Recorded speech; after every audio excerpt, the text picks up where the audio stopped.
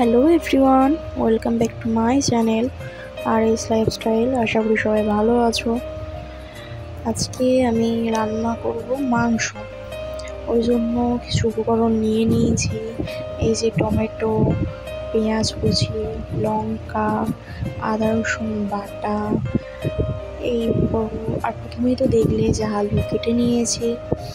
আর এখানে মাংসটা আমি 1 ঘন্টা আগে পেঁয়াজ, অল্প আদা রসুন বাটা, নুন, হলুদ, তেল দিয়ে ম্যারিনেট করে 1 ঘন্টার জন্য ফ্রিজের মধ্যে রেখে দিয়েছিলাম। আর অন্যদিকে কড়াইতে অল্প তেল দিয়ে কিছু আলু ভাজা বসিয়েছি।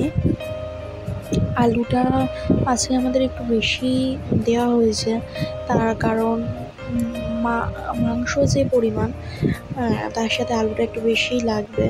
তার কারণ আজকে লোক সংখ্যা একটু বেশি, তো তাই আলুটা একটু দিতে লাগবে। তাই আলুটা তেলের মধ্যে দিয়ে সামান্য পরিমাণ নুন, সামান্য পরিমাণে হলুদ ছড়িয়ে আর কিছুক্ষণের জন্য ভাজতে দিয়েছিলাম। তারপর এরকম লাল লাল হয়ে গেছে আলুটা। হওয়ার পর আলুটা তুলে নিয়ে তেলের মধ্যে পেঁয়াজ কুচি দিয়েছি।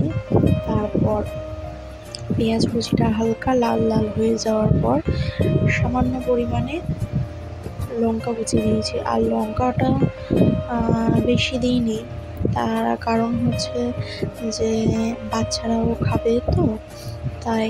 আর সবথেকে বড় কথা, গরমটা তো প্রচুর পড়েছে, তো ওই জন্য লঙ্কাটা একটু অল্পই দেওয়ার চেষ্টা করেছি।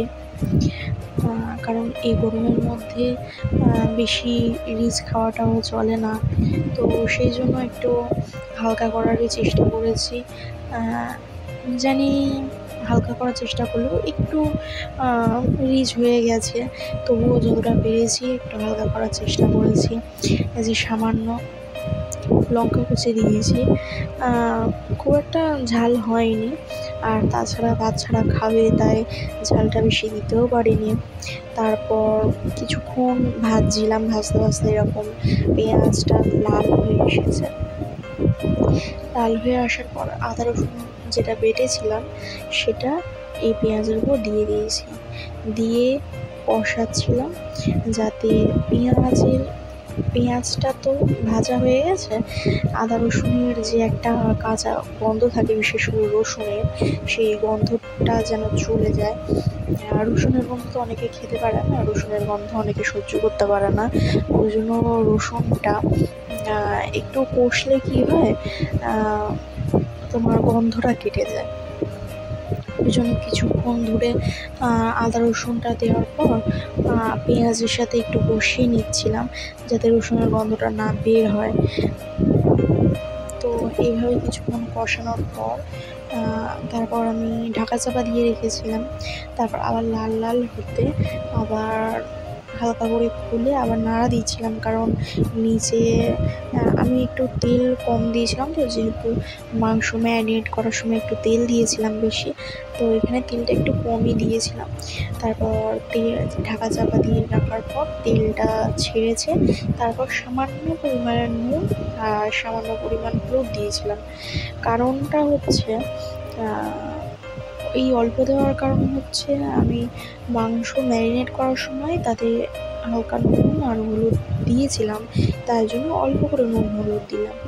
আর হ্যাঁ, বলতে মনে নেই, ম্যারিনেট করার সময় জিরের গুঁড়ো, ধনের গুঁড়ো এইগুলো ম্যারিনেট করার সময় দিয়েছিলাম। তো এরপর মাংসটা দিয়ে দিলাম। মাংসটা কষানো হওয়ার পর আলুটা দিয়েও খানিকক্ষণ ঢাকা চাপা দিয়ে রেখেছিলাম।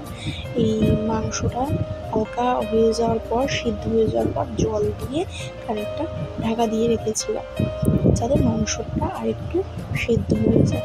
এরপর মাংসটা ফুটলে গরম মশলা দিয়ে নামিয়ে নেব।